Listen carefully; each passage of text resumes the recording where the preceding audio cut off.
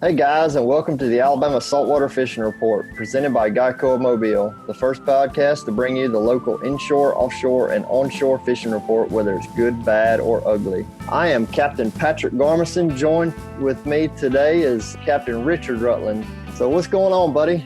Oh, nothing to it. Just been in here doing a little maintenance today on my rods and reels in the shop, chasing a few children around. They're obviously out of school for unknown reasons, but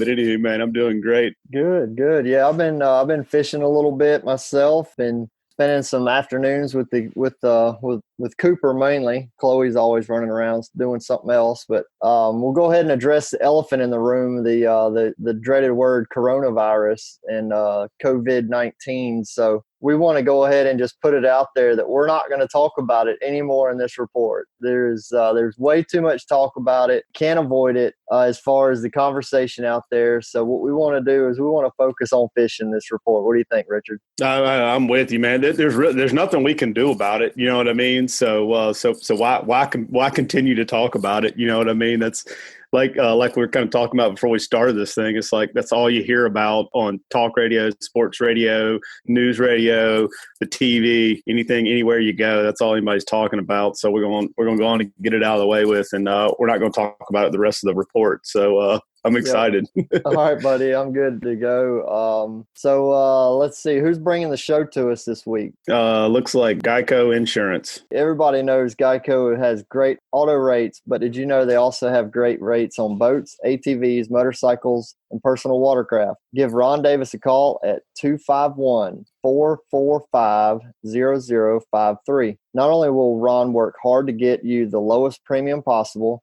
but you'll have the service you expect and can count on every time you need to make a claim. Geico does even more than insure your valuable items. They also offer on-water services like towing, battery jump, gas delivery, or you can even bundle these services with your insurance. If you're a saltwater fisherman, support the local insurance agent who helps bring us this fishing report each week. Call Ron Davis, Geico agent, at 251-445-0053. or visit him online at geico.com/mobile-al.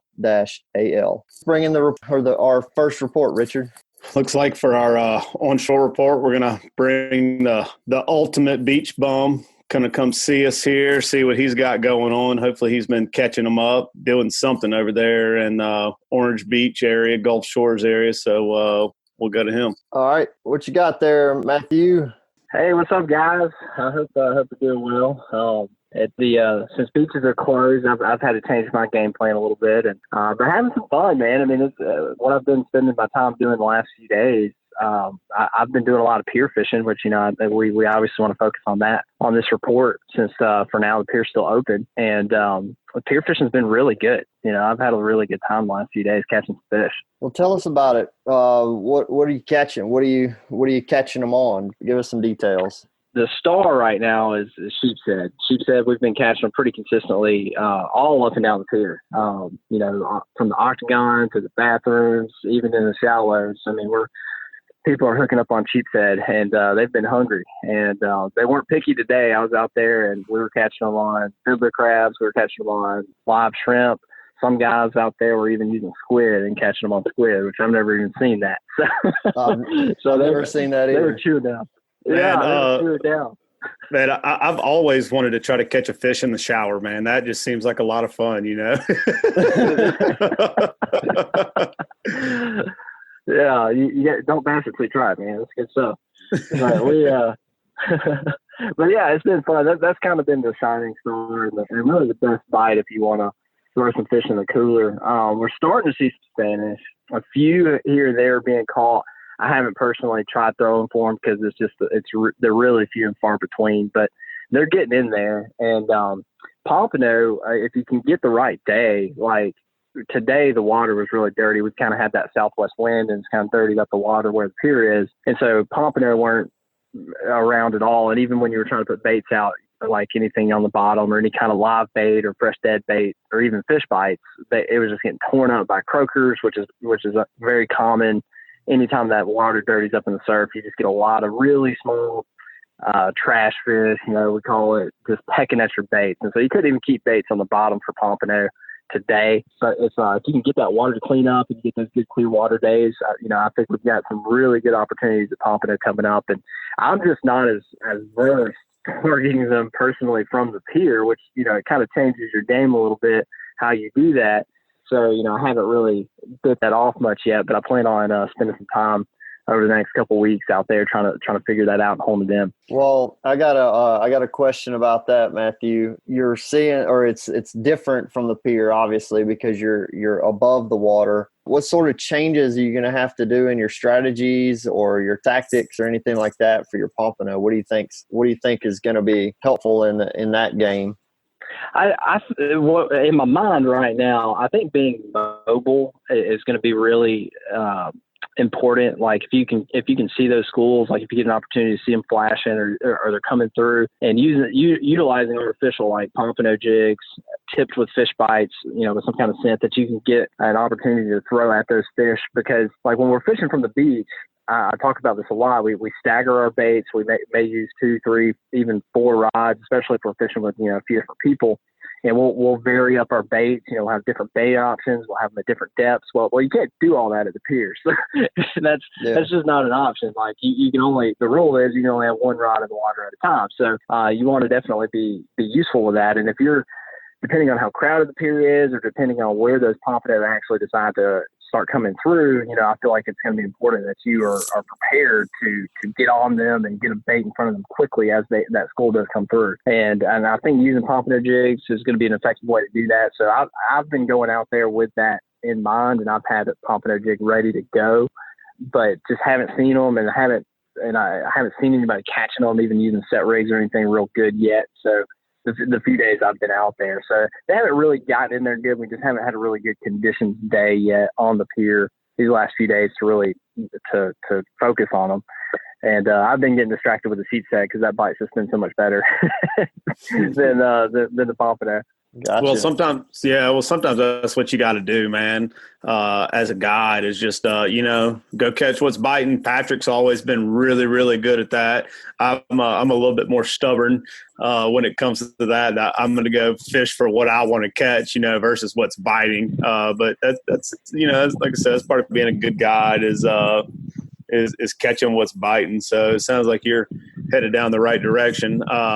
But I tell you, it's interesting because I know Patric can say this as well, is when you have these adverse situations that you get in, whether it's conditions or closures or whatever it is, you just got to make the best of the situation you got. And it sounds like you're doing a great job at it. Yeah, and I've really enjoyed, because I've been focusing on my YouTube content, and I've been fishing a lot just for myself and trying to continue to put out content. And I've enjoyed the challenge of it. Because beach fishing is what I do and I know it so well, like a day that I want to go catch fish, I'm confident in my abilities to go out to the beach and catch fish. But this has forced me to I got to figure out where I can go and be successful in areas that I'm not as nearly as comfortable catching fish, whether that be, canal fishing, which I've, attempted some of that as well, or fishing from the pier, which, I'm just not as, skilled with that. I just haven't spent as much time doing it as I have beach fishing. And it's just different.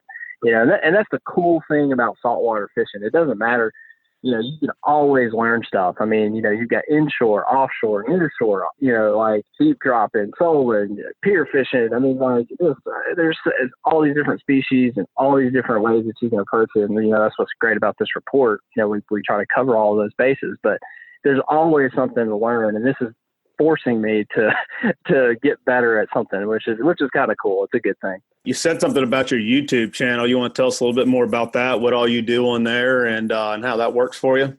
Yeah. I started that a few years ago, and my primary focus on there is surf fishing, and I post videos weekly. I try to get a couple up there every week, and I post pretty consistently, just showing you how to beach fish and how to be successful with that. And it helps you just understand, what species of fish you have opportunities at different times of the year, and the best way to target those species from the beach primarily. But I do some pier fishing, I throw that in there too, which, I'm posting a lot of those videos right now. But yeah, it's Bama Beach Bum on YouTube. If any of you out there haven't had a chance to go hit that subscribe button, go check it out. I try to keep it entertaining and keep it informative so that you can enjoy some fishing if you can't get out there yourself sometimes. Well, that's good stuff, man. So I guess with the YouTube channel, you're able to reach a different audience, obviously with the podcast. What sort of things keep you entertained out there on the YouTube side? I mean, I see on Facebook you get to bash some of your trollers from time to time. So you got any good stories there? Oh man, we can go. I got a log of here's the thing, like, whenever you're in the public eye in any capacity, whatever it may be, that people are always going to have an opinion on how you can do things better and how they're better at it than you. And I don't know why people are that way, but there's just a large segment of society that is that way. And the thing about social media is, like, they have a direct connection to communicate those opinions from the safety and comfort behind a keyboard. So, a lot of people get real brave and they're happy to communicate how terrible you are at something and how they're better than you. And I get a lot of those comments, and, you just got to have fun with it. Part of my stress relief every day is sitting down at home and going through comments and just taking some jabs back. And that's just how I maintain my sanity throughout the throughout the mess that you deal with. Hey, well, Ultimate, I'll tell you this, man, kind of been one of my little sayings for a while. And what I've always said, man, if they're not talking about you, you're not trying hard enough, whether that's negative or positive talk. If they're not talking about you, you're not trying hard enough. So I'd say you're doing a great job, man. And I know I definitely enjoy it. And I know a lot of our listeners enjoy it as well. So yeah, I think you're doing a fantastic job. I think you're right. I have to agree as well. Well, Matthew, we've got a little fishing talk in from you and some YouTube stuff. We always like to get that tip from you. And this week's onshore tip is brought to you by Coastal Conservation Association of Alabama, a great way to support conservation projects like the Claw Petite, Flounder, and Speckled Trout Hatchery and the University of South Alabama Cobia Tagging Project is through the purchase of a distinctive CCA Alabama saltwater fishing license plate. Just head over to the Alabama Department of Revenue distinctive license plate page at revenue.alabama.gov to get yours. I've got mine. Do you got yours, Richard? I do. CCA tag? All right. Oh, yeah. All right, Matthew, let's hear what you thinking on a tip this week. Something that I'm learning and trying to get better at being on the pier is being prepared in a few different ways. And of course, having the right equipment is really huge.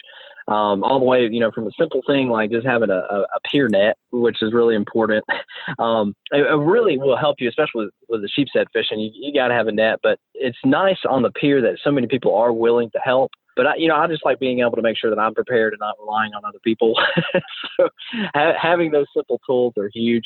But even stepping it up from there, like just being prepared for what species are around, because I've got a sad story. One of the days I was out there, a cobia came by, which we're there, we're coming into that, and one came swimming by, and guess what? I had nothing to throw at it. So that was kind of heartbreaking to not at least even have a shot at throwing anything at this cobia. So simple things like that, just knowing what your opportunities are, what equipment you're going to need out there on the pier, and being prepared for all of that, because things can happen fast, and especially when you got a lot of folks there and all that. So, just using some resources like, there's some Facebook groups, Gulf Shores Pier Rats is a real good resource. This podcast is a real good resource to pick up, what your opportunities are going to be. And so that before you get out there, like, you can kind of rig up and be prepared, having a pompano jig tied on in case that school comes through, a cobia jig, tied on in case, that one cobia happens to swing by right in front of you. Just a few different things that you're kind of tied and ready to go, because things happen fast and you don't want to miss those opportunities, especially this time of year when, water temperatures are heating up and we've just got a lot of different species, like Spanish mackerel may all of a sudden come through, and you may want something shiny to throw at them, whether it be a gotcha plug, a diamond jig, a bubble rig, any of that kind of stuff, just being prepared. And that's something that I've got to get better at. Of course, it costs a lot more money. You got to spend all this money on all these different rods and reels and rigs and everything, but you will be able to maximize your opportunities and maximize your success if you could just be prepared for what you may run into out there. All right, Ultimate, you got my attention with the ling talk. We call them ling in Alabama, not cobia, by the way. Just tune you up on that a little bit. All right, so a couple questions about the ling. Where were you on the pier? Were you out far? Were you in close? And did anybody catch him? The day I was out there, it was nobody caught him. The day I was out there, there was not very many people on the pier in the area that I was, and I was just over the bar, like on the Gulf side of the bar, like just over it, which is past like the middle platform where the bathrooms are on the pier. And he just came cruising along, and I'm like, oh, there's a cobia, and he was, I've never personally caught a cobia, but this would look pretty daggone huge, So like it was definitely a big cobia. He was a meaty one. So yeah, I was pretty disappointed. I mean, it was cool to see. Like I got buck fever, which is odd because like I've never experienced that fishing. Where I see a creature and I'm like, oh my gosh, and I start getting antsy and like anxious and sweaty. Yeah, I bet. Well, you should look at Richard. Like I can see Richard right now while we're recording, and his eye is twitching. It's bad. I could tell you. I bet you. I know the feeling. I bet you got like a head rush. You got real lightheaded. You're like, oh my god, you didn't know what to do, man. Like freaking out. I did. I absolutely love that feeling. That's kind of what I live for. But I'll tell you what. I'm gonna go. I think I got an opportunity on Friday. Looks like the weather's supposed to be pretty good too. I think I'm gonna go get out on that beach with a friend of mine in a tower boat, and we might go try to scare one up. So if I do, I will send you a picture, and I might drop you off back a days. It's the one that got by me, and I knew you'd want to catch him, so that's why I didn't try to get him. I left him for you. That is awfully generous of you, Matthew. Yeah, I know, especially to a greedy person like me, right? All right, Ultimate. We really appreciate the report, man, and keep it bummy, man. We appreciate it, and we'll see you next time. Yeah, man. Sounds good. Thanks, guys. All right, Patric. I guess we're going to go offshore from here. Go talk to Captain Dustin Bedgood at Fed Up Charters. How you doing today, Cap? I'm doing great, man. Just getting ready to get back offshore and get some fishing in tomorrow. Heard that. You got all your stuff ready to go in the morning? Looks like we're going to have some nice weather. Yeah, especially really nice weather. Went and got us plenty of bait ready for tomorrow. Got everything rigged up so we don't have to worry with it tomorrow. We'll be ready to roll about 5 o'clock. What kind of bait you using? I'm always carrying at least 2 or 3 flats of pogies with me when I go. I like to get a few live baits, maybe a few mullets, just to carry to have something different than everybody else. But mostly I'm carrying pogies, and I'll kind of catch my bycatch as the day goes on. Sweet. Well, I guess we kind of skipped what you're fishing for right now, but maybe we can get into that. Sounds like there's a really, really good tuna and wahoo bite going on. I'm not sure where everybody's catching them at, but maybe you can fill us in a little bit. Yeah, I'm still fishing the same area. We're still fishing the horseshoe rigs, cup rigs, the salt dome. Right now I like to call it the mud lump because it looks like the river pouring out. It's super muddy, a lot of grass. The water has changed a little bit, but I like it on the days it's muddy. The fish seem to be happier in it. I'm not sure exactly why, but I guess it's a lot more food. But they've been biting better on the days when it's muddier water. I like it because I can use a little higher leader, a little bigger leader, and don't have to worry about using small leader as much. But the tuna bite and the wahoo bite's been strong. I fished a couple of days this week. The day before yesterday we fished, and we had 2 tunas and 3 wahoos when we got back. One of the wahoos was the biggest one I'd ever put in a boat. He was 104 pounds, and we had a tuna that was right at 200. Golly, in a day like that, a lot of people were like, well, did the fish quit biting? And I was like, no, the fish didn't quit biting, but I quit fishing. I'm not trying to deplete the resource. I mean, you have a box like that, it's something special. Oh, that is special. That's unbelievable to catch a 200-pound tuna and a 100-pound hooter in a day, man. Golly. Congratulations on that, by the way, man. That's incredible. Yeah, it was a big day for us, and the fishing has just been on fire. I mean, we were out there, even the day we were out there, day before yesterday, tons of boats. I saw like probably 10 different guys fishing out of Venice that all had a fish over 200 pounds. I saw a 217, a 218. They was just, the big fish are there. I mean, you don't want to, you have to be prepared, and your tackle cannot be, it has to be ready. We were in the middle of that. We fought that big fish for about an hour, and we wound up having to take it and put the rod in the rod holder, just, killed the people fighting it. And we had it in the rod holder, the drag just locked down as tight as we could get it. Just because I don't want to spend a bunch of time on those fish after I've already got a box full of fish. I'd rather get him on up and do something else. But we were doing that, and I wound up, fish was probably 40 foot under the boat. And we snapped the rod, and I had to hand line him about 30 foot.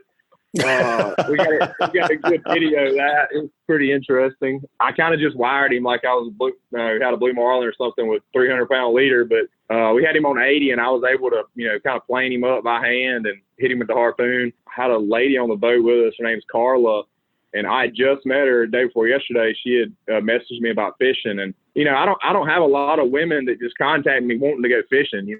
They may go with their husbands, but she contacted me. She wanted to go fishing, and I could tell that she had a drive to go. Well, we get out there, and she was very impressive. She caught the big wahoo. She fought the tuna for a long time. I mean, I'd turn around, she'd be doing stuff on the boat that normally I have to tell people, 2 or 3 times to do. That was a nice change for us to see a lady out there, not just fishing, but making it happen, hardcore fishing. Man, awesome. it's well, hell, it's not whether it's a lady or not, an alien, whoever, man. Somebody gets on the boat, they kind of start helping out a little bit, man. Those things are awesome. Somebody's helping grab a net or grabbing some bait or getting back there on the cutting board and doing a little cutting or something like that, man. Anytime that kind of happens, that stuff happens on a charter. That's special. That's somebody really wants to do it. Those are always really fun trips. And she, a lot of times when we get a fish on and we start fighting him, I'll try to stay. Like if I'm feeding the tunas and I have them up under me and I'm still chumming them and they're staying with the boat and I'm fighting that fish, a lot of people, they clean everything up and they go to immediately fighting that fish and kind of try to stay on top of him. And if I don't have a bunch of boats around me, I try not to do anything with the boat. I kind of keep the boat dead in the water and bring that fish to us. And I try to keep those other fish under me and try to hook another one. But when we're doing that and we're starting to fight the fish, we have to get all the other rods up and put them up high in case we have to walk around the boat.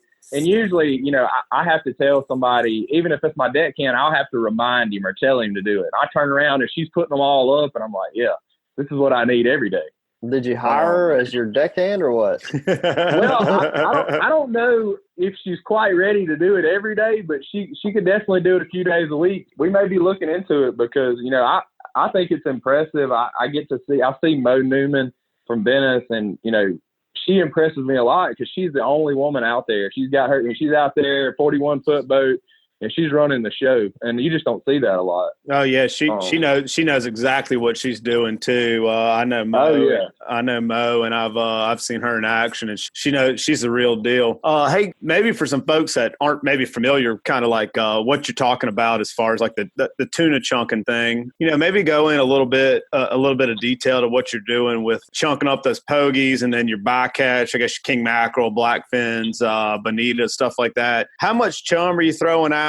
And how long of a drift are you making when you're doing this? And how deep do you think you're getting your baits down when you're getting bit? A lot of days it's different, just depending on the current. But I always, no matter where I'm at, if I'm fishing the lump, when I show up, it's just like I'm fishing anywhere when I'm tuna fishing. I always go to the up current side to begin with.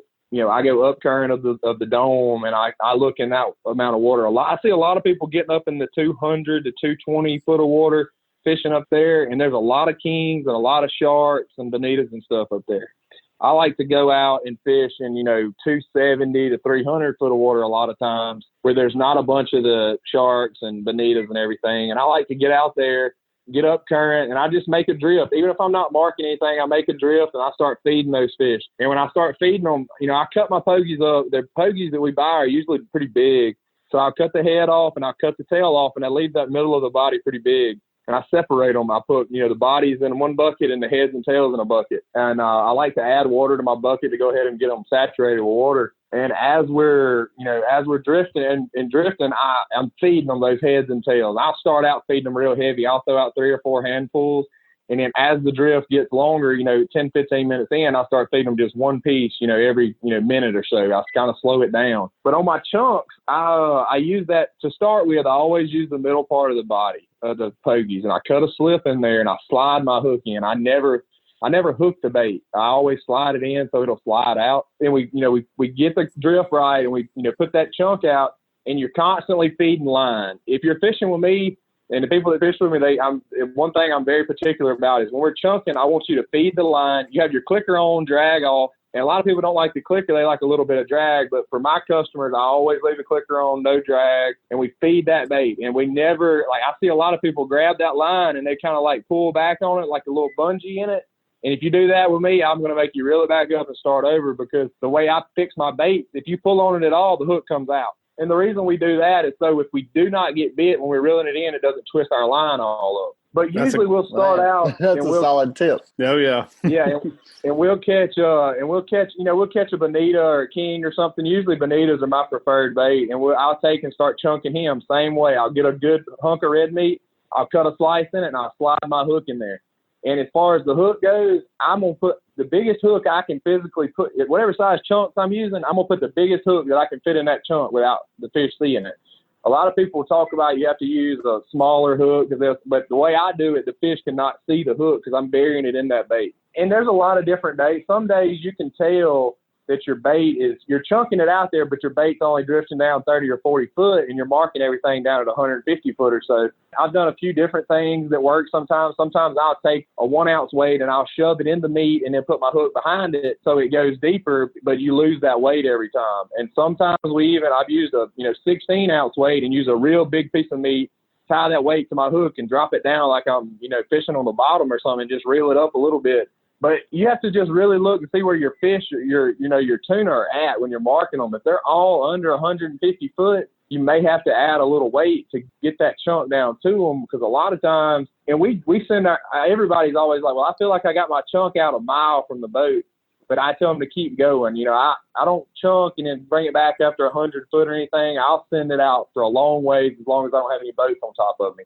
And what's been real nice about fishing on the lump, as of recent, is we'll make a good long drift, and after, whether we catch a fish and fight him, or either we just get to the end of our drift and hadn't got bit, when I go to drive back up on my spot, I always put the wahoo baits out, or my pool bait, whether it's Pala or a Nomad or a mirror lure, whatever it may be. I always put them out and pull those back up to my spot, whether it's, a tenth of a mile or whether it's a mile. I always pull them back up there because there's a lot of wahoo out there and there's a lot of kings that you can catch. But what I would say to catch those big wahoo, I found that, I'm using fluorocarbon and I'm using a little piece of light wire right at the bait to keep them from cutting it off.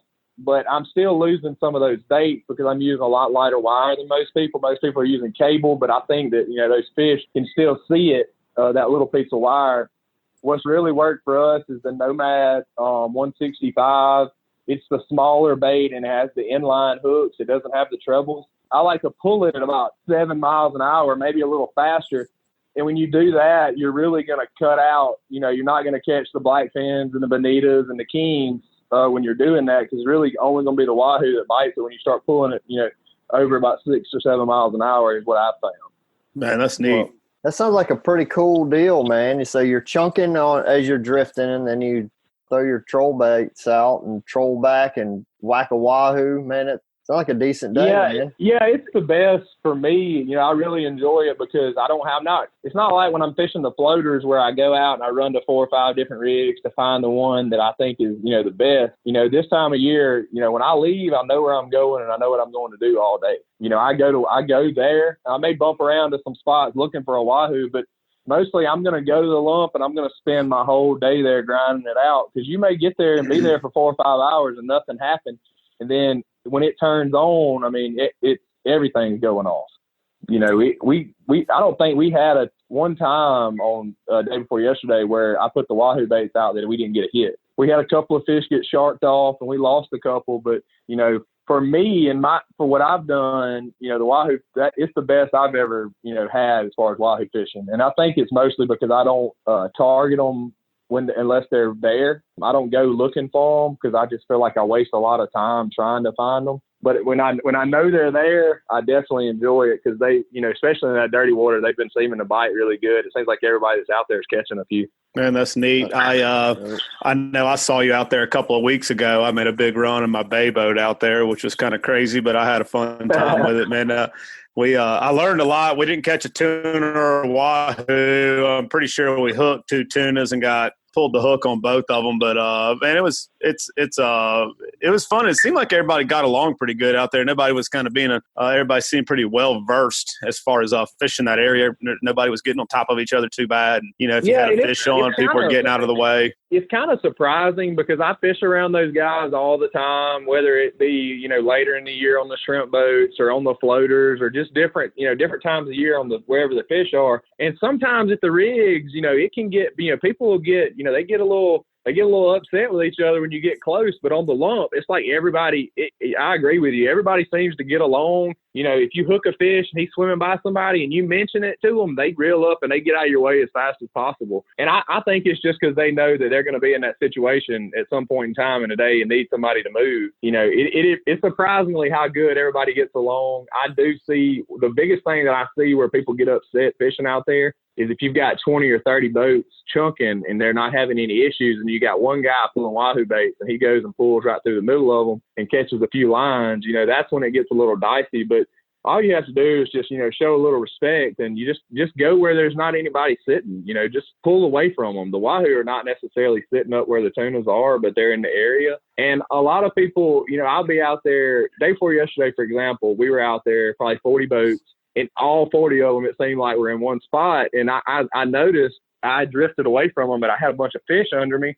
And I noticed, I was a half a mile from them and had tons of fish under me, had a fish on, and I didn't have anybody around me. Just kind of, you don't always have to follow the crowd out there. You can get away from the crowd and still be successful. Yep. All right, Dustin. Well, we've got you for the Hey Cap question this week. It's sponsored by Daycool Heating and Air. There's nothing like going with an expert to shorten the learning curve. Just like the specialist on the fishing report each week, Daycool Heating and Air are home performance specialists.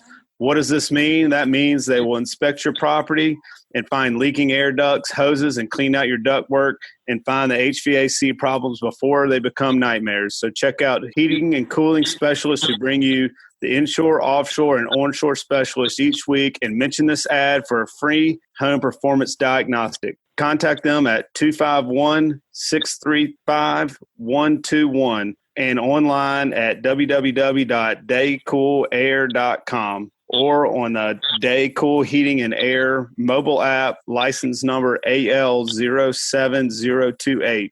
All right, Dustin, for this, we're going to kind of switch gears a little bit from tuna and wahoo with the Hey Cap question this week. Comes from Stephen Jeffries. Stephen says, "Hey Cap, I'm curious about becoming more skilled at catching some inshore, nearshore mangroves. I'd love a basic rundown of patterns per season from the bay to the nearshore rigs, depths of waters to look for, rigs of choice, etc. Would you mind filling me in on a few of those key points so I feel somewhat directed towards my target?" What you got? Yes, Stephen. So, my tip would be, if I'm fishing for mangroves, I really like to use my bay boat because I have a trolling motor that I can spot lock.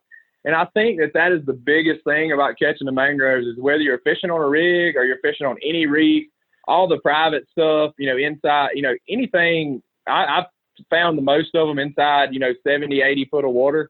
Some of them are really shallow, but the bigger ones are usually in around 50 foot of water. And we found out, really started seeing more and more of them the last few years as we were free diving on some of that shallow stuff. And the best way that I would say to go out and be successful in catching the mangroves is to get some chum in a chum bag and catch you a bunch of live baits. I prefer pogies.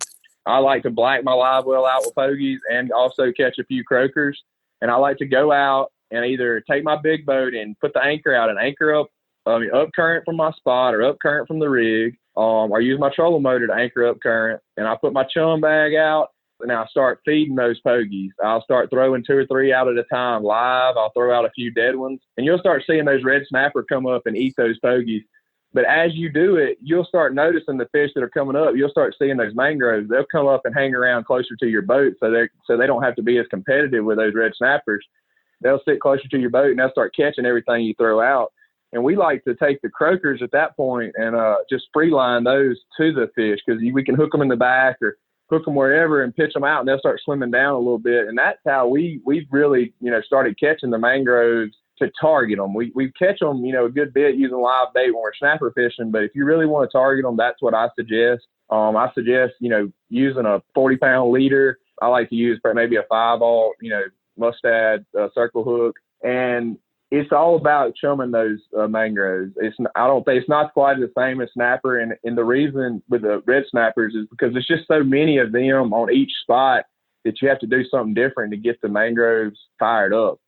Same way on a rig. You pull up to a rig on upcurrent side and throw 30 or 40 pogies out, those fish will start coming to you. And when they start coming to you, you can really catch them. Otherwise they're going to be up inside the rig and make it more difficult. What size pogies are you talking about throwing out? I mean, are you talking about stuff that's hand size, or? I prefer to be able to catch something about half your hand size, something that's pretty small. But, later in the year, it's hard. I mean, it's hard a lot of times to find those small ones, and I'll still use the big ones. I'll use whatever I can get. But if, by choice, I'm going to get the smaller ones because I can fit more live ones in my live well and keep them good and healthy. Those big ones, when I start filling my live well up with them and carrying them out in that high salinity water, they just don't last as good. You have to do it quick. You can't go out there and spend all day doing it. You have to go out there and, in a couple of hours, do whatever you're going to do and get rid of your bait, because after a couple of hours, they're not the same fish as they were when you caught them. That's interesting about the bait size, because I know you've heard this or maybe experienced this before with some of like this live bait marlin fishing people are doing nowadays. A lot of times I'll hear those guys kind of say it's, sometimes it's more about catching the right size bait than it is about actually catching the marlin or getting the bite from a marlin. It's the same thing with this, having to search around and throw your cast net enough to be able to catch the right size pogie, because shoot, I know, and Patric knows as well, that's a challenge sometimes. You got to be just as good at catching the bait as you are catching the fish. I think that's what a lot of people that fish with me would tell you about me is, I may not be the greatest fisherman, but I pride myself on catching bait. Whether it's croakers, pogies, thread fins, whatever, once I figure out what kind of bait I need, I'm going to have that bait. I'm not going to go fishing without it. Whether that means I have to get up a few hours before my trip or start my trip later in the day, I'm going to, to be successful, I like to make sure I have that right bait. It's the same if I'm blue marlin fishing, tuna fishing, or whatever. I'm going to get that perfect bait before I go, just because I know if I have it, my chances of being successful are so much greater. Man, that's sweet. That's good.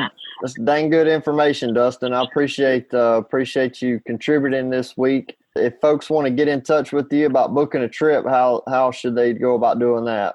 If somebody's looking to get in touch with me, whether they want to, to do an offshore trip or to hire me to run their boat, to show them how to do it, all they have to do is call me at 251-377-7135 or look me up on FedUpCharters.com. On my website, it's not a lot of information about offshore fishing, but it can get you in contact with me pretty easily. All right, bro. Sounds good. All right, well, one thing I wanted to add, too, about the Hey Cap question is Stephen Jeffries is going to get a prize pack from the Slick Lure. Stephen emailed us at alabamabestfishingreport.com. Y'all send your Hey Cap questions to us there and follow our Facebook page to submit that way as well to get in the running for the Slick Lure prize pack that we give away each week, man. With Dustin, it was great talking to you, man. That was some really great information on those mangroves and on especially fishing those tuna and wahoo offshore, man. I look forward to hearing from you again. Yeah, I look forward to it. I'll try to give you guys a report when I get in tomorrow afternoon. I look forward to be a big day tomorrow. Maybe try to catch a swordfish tomorrow. I got a little different crew that, maybe one tuna will be good for them, and then we can go chase the swords. There you go, Hawk. There you go. Now Big dog. All right, man. Y'all whack them. Thank you. Have a good day. Oh man, Richard, how about that, man? That was a great report from Dustin, man. I like hearing the details that guy goes into and his efforts in putting fish in the boat, man, from the bait catching to how he's rigging his bait to catching the fish. So it's a pretty cool dude to hear. And so anyway, I guess what we want to do now, let's hear what you've been doing, man. I mean, me and you have both been fishing, and I've been doing a little more near shore sheep heading than inshore. So let's hear what you've been doing on the inshore side. Man, I tell you what, as far as inshore fishing goes, it is absolutely, like, to me, I feel like everything really broke loose about, earlier this week. They're literally out of probably the 6 boat ramps that I use, anywhere from I wouldn't say the causeway, but I wouldn't rule that one out. Hadn't used the causeway ramp, but everything else every other boat ramp I use, I could leave from right now and go catch a bunch of fish. The red fishing has been really good. Had like some really, really good redfish days, and like down in the Mississippi Sound and in Dog River. I've been fishing there a little bit. Had a day where we caught about 30 plus reds. I think I tagged 18 reds in there the other day. Had a great trip. And caught a bunch of speckled trout. Went another day in Industrial Canal, and I'm not. That's a place I'm not very well versed, but I just started hitting spots, and boom, landed on a bite about the 4th move. I made it, and I think we had about a box of about 18 or 20 fish, and then down there out of Portersville Bay, there's been a bunch of fish around some of the oyster farms and whatnot. Grand Bay has been really good. We went down to Dolphin Island and caught a few fish yesterday. So it's just been, it's really, like I said, it's busted loose. You can kind of go anywhere right now, I feel like, and catch some fish. Relatively speaking, there's still some dirty water around that you have to deal with, but it's really started to bust loose. And the really good news to me is I haven't had to buy any live bait. It's been all artificial. So it's been a really fun period. And you can tell because there's been a lot of people on the water. Yeah. So are you focusing mainly on a popping cork bite with shrimp imitation, or what are you doing there?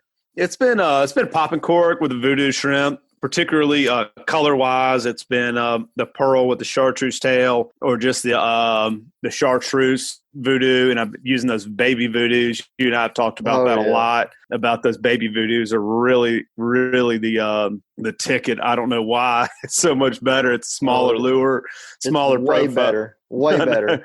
I know. I buy them about $150 at a time. Me too. But yeah, the popping cork's been great. Catching in the canal the other day, we did all of our damage on the little slick on the swamp thing. That's a really cool color. I really like that. Swamp thing's a great color. That was the ticket. I started when something to note about that. I started out everybody when I got in there with like actually we're fishing. I had 3 guys on the boat, so we're fishing 4 different colors. And the guy with swamp thing, man, he caught like 3 fish before anybody else had a bite. So I switched the other 2 guys over to swamp thing, and I kept fishing. I think I was fishing the pink passion. And all 3 guys started catching them. I still hadn't had a bite. Of course, then I swapped over to swamp thing, and I finally caught a fish or 2. But anyway, that's always something I do, and I'm sure you do the same thing. You kind of got to throw a spread out there and see, throw a little buffet out there and see what they want. And it was the swamp thing the other day. So. Well, before you go any further into anything else, what size jig head are you throwing, or what was your setup with the little slick? How are you working them? How are you fishing them? So it was. I was using a 3/8 ounce hoagie jig head. I really like that. If you haven't used one of those hoagies, they're great because they've got a little screw lock on the bottom of the lead, so it really holds your bait up well. I feel like you can catch a lot more fish per lure before it gets torn up and have to throw it out. But it was definitely an on the bottom thing. The water's still a little bit off color in that canal right now, so I feel like the cleaner water was going to be down deeper, and it was definitely a contact in the bottom kind of bite. They weren't suspended at all because I kind of tried it all every which way, and it was definitely want to be hitting the bottom every time you're jigging. Just using a short piece of like 3 or 4 foot long fluorocarbon leader, 20-pound test, got it done. Nice. So I want to go back to the popping corks. I kind of have my way of like my standard measurement for my leader. I'll take and pinch the end of my leader in my hand, stretch it out, and hold it to my sternum, cut it off there, and then I assume that I'm gonna I'm losing a little bit of line to tie into the cork and tie into my shrimp or tie into my lure or whatever I've got on the bottom. What do you have a standard at which you set your as to what you like to use in leader length on your popping corks?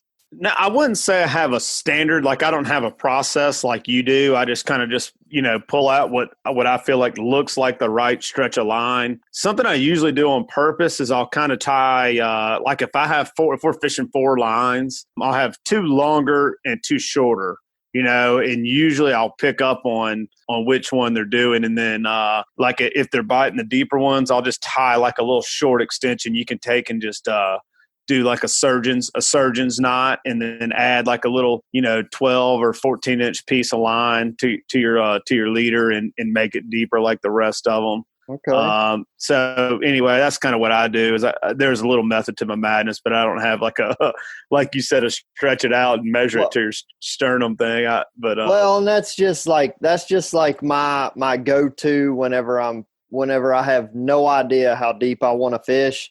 Like that just feels like the right length leader for me. So, right. I'm just curious as if you had any kind of strategy there. Yeah, I definitely am mixing it up. Definitely have too deeper than the other two, than the 2 shallower ones. And usually the fish will tell you what they want, Yep. Well, is there any better, did you see any better differences between that pearl with chartreuse tail or the chartreuse shrimp? I mean, do you see any differences there? Not really. If one of them's biting, the other one's biting too. Yeah, I always tend to kind of lean towards that pearl with the chartreuse tail. I don't know why, but they're biting. But I'm not even paying attention to which ones I'm tying on right now. I just pick them out of the box and tie them on, and everybody's catching fish on them. I don't think it really matters a whole lot. But I kind of feel the same way. I have a box where I just kind of throw all my voodoos into a little trough there, and I just pull them out.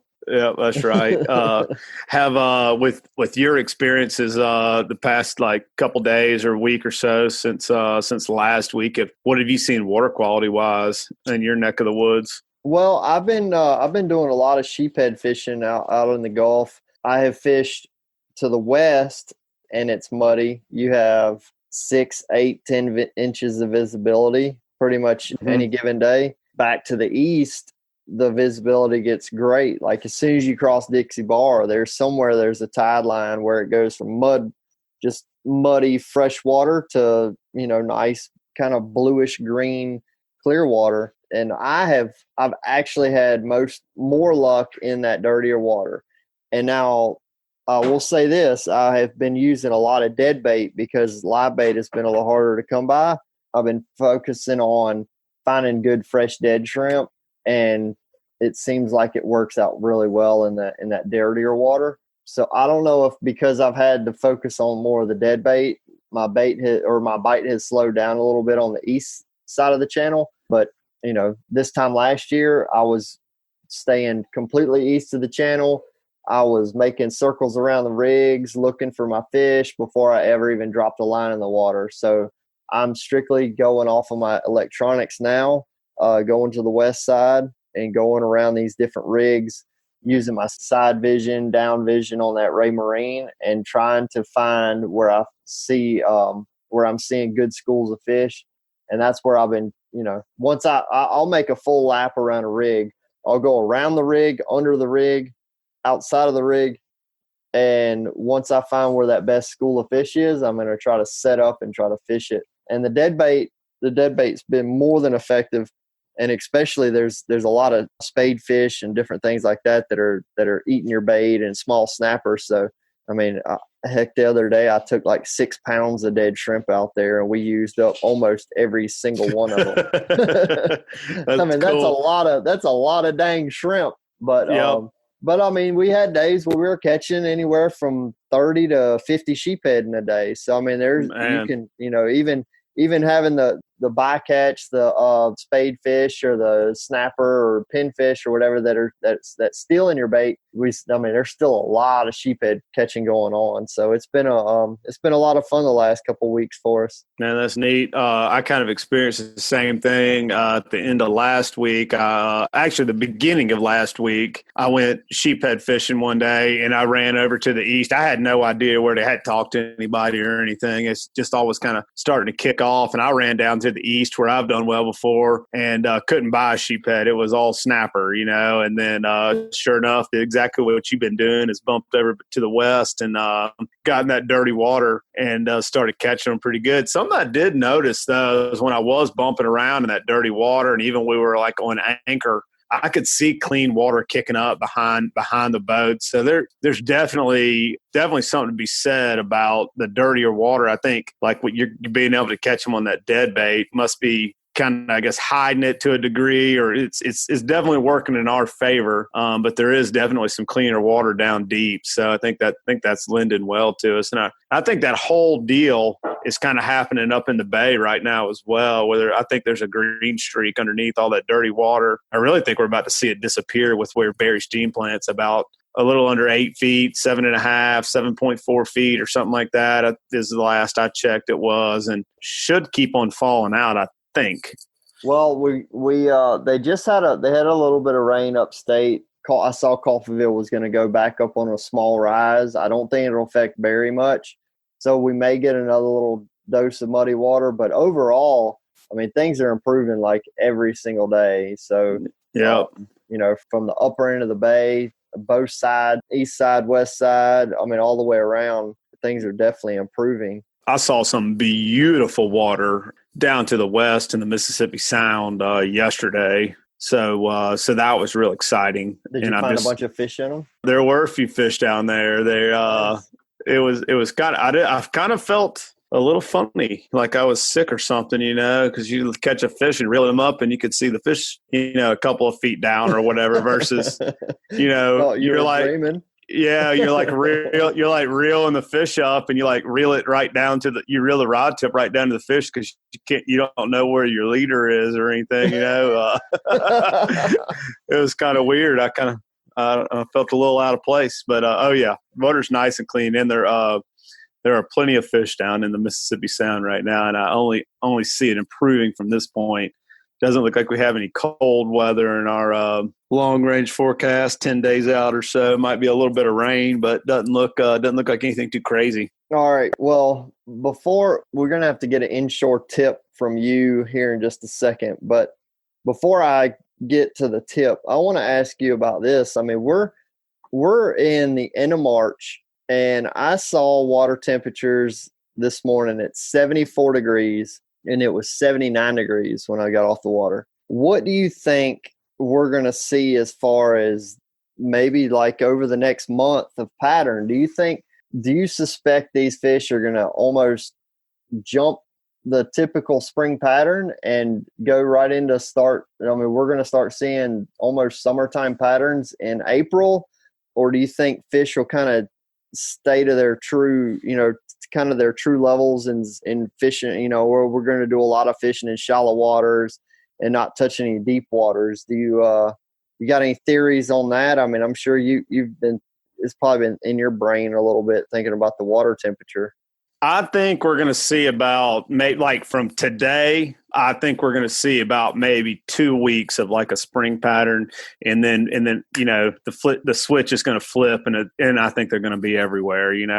If I had to guess, I don't think it's going to be. I think it's going to be very short-lived. I say short-lived. The fish are still going to be in shallow water like they are in springtime, but I think we're going to see them show up in deeper water much, much quicker than they usually do. Yeah. I was kind of thinking the same thing. Yeah, it's funny because, I've seen the same thing you just talked about, that 74 to 78, 79 degree water in areas. And then, I talked to a buddy of mine that guides over in Louisiana. He saw like water temperatures in the mid 80s last week over in Lake St. Charles area. That's what he was saying. He had been fishing over in Alabama a little bit, and he said he saw a 13 degree water temperature difference from like when he was on the water in Alabama on Sunday, like last Sunday, to the next day in Louisiana. It was 13 degrees difference. My God! I know. So it's wrap your brain around that, and that's on the same latitude we are. What I mean? Not longitude. I don't know if it's latitude or longitude. But anyway, same latitude. Yeah, should be this.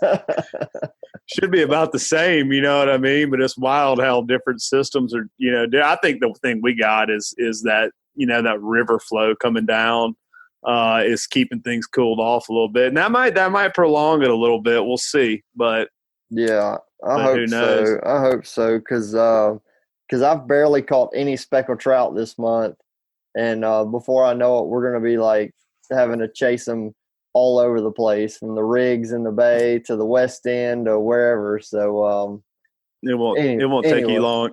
Yeah, it won't take you long to get in the swing of things. Who's bringing us a tip this week?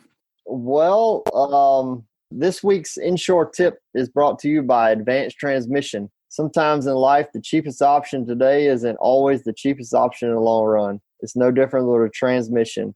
At Advanced Transmission in Spanish Fort, Alabama, they don't just replace transmission components. They upgrade your components to extend the life of your transmission, which saves you time and money over the life of your vehicle. Marvin and Laura Wilson have been providing honest, quality work for the last 26 years. If money is tight, they have financing available. Give them a call at 251-626-6061 or check them out online at www.advanced-transmission.com.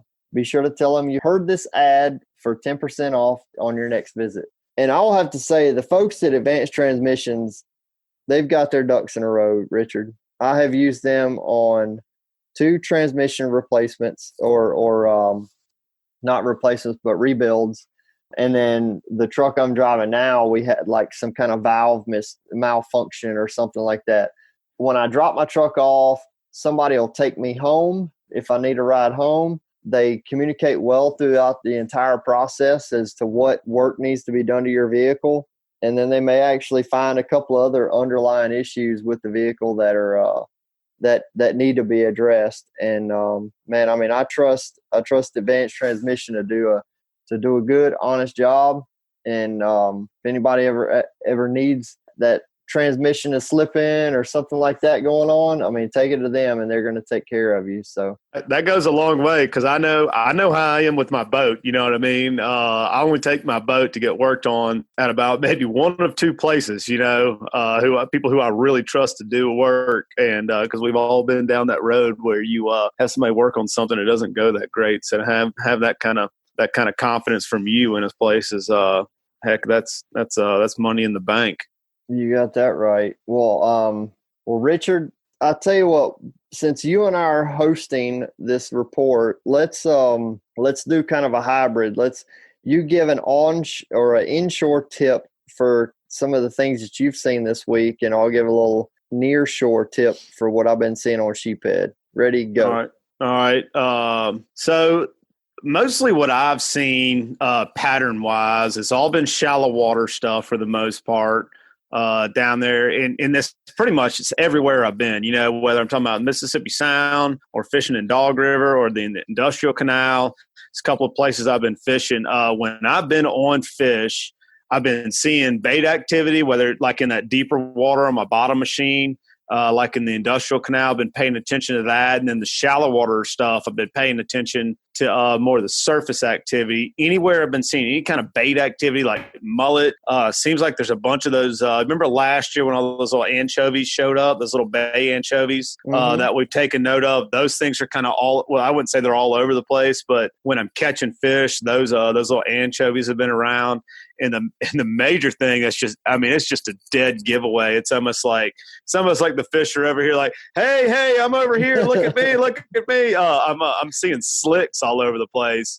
And, man, you'll be sitting on some of these places, man, and you'll see these little slicks pop up. And if you pay real close attention, you have to be paying attention and looking for it. But you'll see these slicks pop up, and they're as big as this little laptop I'm sitting in front of right now, you know. And then they'll spread open till about 6 or 8 feet, and then woof, they're gone. They almost disappear. Or sometimes they'll drift a long way, man. But when you're around those fish and they're feeding like they are right now, they're going to give themselves away. You got to keep your eye out for those slicks. And the other thing to keep your I guess not your eye out, but maybe your nose out for is smelling them. Oh, I'm always smelling for them too, Richard. Man, I tell people all the time, I wish somebody could take a trout slick and put it in an aerosol can because I would walk around my house spraying that all over my house, and I would just be the most aroused person you've ever seen in your life. Because I just absolutely go nuts in my brain whenever I smell that. I'm like, where's it? Where's it at? Where's it at? I start looking around, and you'll sure enough you'll usually see them. And they were just absolutely slicking like crazy the other day. But man, there's a lot of fish around right now. But what about you? What you got on the near shore? Man, I tell you, I mentioned about the dead bait game here lately, and I think it's what it does is it eases the mind of somebody who's like, man, I can't find any live bait, I can't find any fiddler crab. There's several bait shops. I've been buying fresh dead shrimp at Jemison's. I've been buying fresh dead shrimp at Shirley's. But check with Deer River and Fisherman Discount on the Eastern Shore for some good live bait options. But you don't have to have live bait right now, because the sheephead they're in such great abundance when you find them that you just get something in their face. I mean, Isbell was talking about it earlier this morning, or this report where he was talking about there was guys catching them on squid. I've never used squid, but there is all that tells me that these fish are really ginning right now. They're trying to feed up right now and get a good full belly, so they're not really as picky on what they're eating, how they're eating it, or anything. And I've been using the owner 1/0 Kale hook, which is, I mean, it's money, because I can give it to an angler that has little to no experience on catching a sheephead, because a sheephead can really be a notorious bait stealer, right? So, well, if you put, say, a piece of shrimp on a hook that is just big enough to cover that hook, that fish takes that whole piece of bait in its mouth, and you just raise the rod tip up real slow, and if there's weight on it, then you just keep kind of coming up with it. You don't have to set the hook or anything, and that hook is going to get somewhere stuck in that fish's mouth, whether it's hooked around its jaw or in the roof of its mouth. But it's an extremely effective way for me to be catching sheephead right now, and that, I mean, all of that is my tip. So I can attest to what you're saying on using that small Kale hook like that. I had a guy call me that I took early last week, and had him and his two sons. They were bass fishermen, and of course that's what they did. They got to set the hook. Oh yeah. You'd see these monster hook sets, and I tell you, finally the dad, it was the dad and his two sons.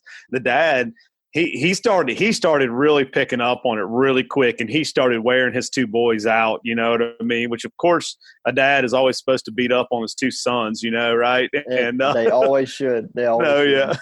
But he was like, man, it's such a subtle bite, and I just kind of pick up a little bit, and then when it's there, then I just reel down to it, and then you'd see his two sons kind of feel it. They'd put these monster Kevin Van Dam hook sets on them, and they were missing them back to back. And anywho, that's pretty good. That's right on point there, Patric. Well, cool, Richard. Well, I think that'll wrap us up on the inshore and nearshore. I got one little thing I need to add to what we've got going on. So, if anybody has a kid 18 and younger, get them to download the Fishing Chaos app on their phone or their iPad or whatever. They can go on to the Fishing Chaos app right now, and they can join a fishing tournament, a virtual fishing tournament for kids only, and it's free. And I'm gonna go through the list real quick. I may miss one, but we got speckled trout, redfish, flounder, snook, largemouth bass, smallmouth bass, peacock bass, saltwater catfish, freshwater catfish, striped bass, sheephead, black drum, jack crevalle, pompano, whiting, triggerfish, red snapper, lane snapper, amberjack, mahi-mahi, wahoo, cobia, and tuna on this kids free tournament. So anybody with a child needs to get this tournament going. It ends on May 31st. And there's different rules. There's different things that are going on. There are some aggregates where if your child was really good at catching speckled trout, you could go and weigh in or log in every single speckled trout that they catch between now and May 31st. Man, that's over 2 months of fishing. It's a really, really cool deal, man. I mean, it's a great way. I mean, heck, if your kid has access to a bass pond or, a little farm pond or something like that, they can go bass fishing and go log fish onto the tournament. Anyway, so I got Cooper set up. I've got Chloe set up. I got to take them fishing now, but I've got them set up for the tournament, and I'd encourage you to do that as well. But it's I think it's a really cool deal that they're putting on there. Do they have blue crab as a category? That's what my little girls are catching. Well, I think we missed the boat. I didn't see blue crab. Cooper actually has won the blue crab category or second place or something like that in the Bama Rodeo. So man, my little girls are gluttons for blue crabs, man. They I don't know where they get that from. Definitely not their dad, but that's our favorite species to go catch is blue crabs. It's a good one, man. It's a good one. They eat well too. Oh my goodness. Well, cool. I guess we're gonna maybe move on to the last little segment here. What'd you learn today? Yep. You gonna go for that one? Yep. So what'd you learn today is brought to you by Fishbites. Are you tired of scrambling for bait whenever you decide to go fishing? Have an artificial bait that's better than live bait, ready to go at a moment's notice with Fishbites. It's easy to pack and travel with a shelf stable life, and not to mention tough. With Fishbites, the bait stays on the hook and the fish stay on the bait. Check out the full line of scented saltwater and freshwater baits and tackle at fishbites.com. Man, so what I learned today, kind of talking about, talking to all the different genres of fishing we've been through is, man, live bait's not really necessary right now, is it, Patric? Man, I mean, I heard Dustin talking about pulling hard baits for Wahoo. And taking flats of pogies out with him to get started, and then Beach Bum, he said fish aren't being picky right now. He's using dead bait. What you're kind of following suit with that? I'm fine with it. Yeah. And then I me as well. I haven't been using a whole lot of live bait either. Live bait has been available, but I really haven't had to use it or had to have it. I've used it a little bit to get some of these redfish to bite from time to time, but it's fish are hungry. They're not terribly picky right now. Yep, I can certainly concur. I mean, the dead shrimp bite for me has been good, and the fact that we have Fishbites as sponsoring this part. We caught a hammer triggerfish the other day on Fishbite. Flavored Fishbites on a freaking just a small, I think I had a 1/0 Mutu circle hook, put like 2 of the shrimp flavored Fishbites down there. First fish in the boat, 9-pound freaking triggerfish. Oh, man. Sure, dude. Man. And, so yeah. And then on the redfish game, we've been doing the voodoo shrimp with a tiny piece of fish bite. I mean, I have trained my guys now that we're like, when they don't see the fish bite on there anymore, they're screaming at me, "Hey, Cap, where's that fish bite?" That's funny. Yeah, that's funny. I like those little strips too, man. It really makes a difference. You know, it's hard to tell somebody that without seeing it firsthand, but it really makes a difference. I believe in them for sure. I love how, like Ultimate Beach Bum and you guys y'all are just tying it straight on a hook. You know what I mean? I don't do that. I haven't gotten that bad yet. I'm still putting a lure or something down, but man, y'all are just putting a straight fish bite on a hook and catching fish. It blows my mind. You know what I mean? That's not a testament to that it stinks and it catches fish. I don't know what is, but man, that's incredible. You know, I don't even have to buy anything. Like it says in the ad right here, you don't even have to get stinky or anything, man. Yeah. As long as that stuff is dry right out of the package, You can't smell a thing. It doesn't get all over your hands or anything either, man. Nothing. Golly. Nothing. Well, man, Richard, it's been a pleasure recording with you today, buddy. And so that's going to wrap up this week. I need y'all to subscribe, rate, and review wherever you listen to podcasts. And if you would like us to email you the podcast, just head over to greatdaysoutdoors.com/ASFR and we'll send you the new show each week. Our title sponsor ads: Floor Bama Fishing Rodeo, KillerDock, Foster Contracting, Hilton's Offshore Charts, MDH Foundation Repair, Joe Baya National Realty.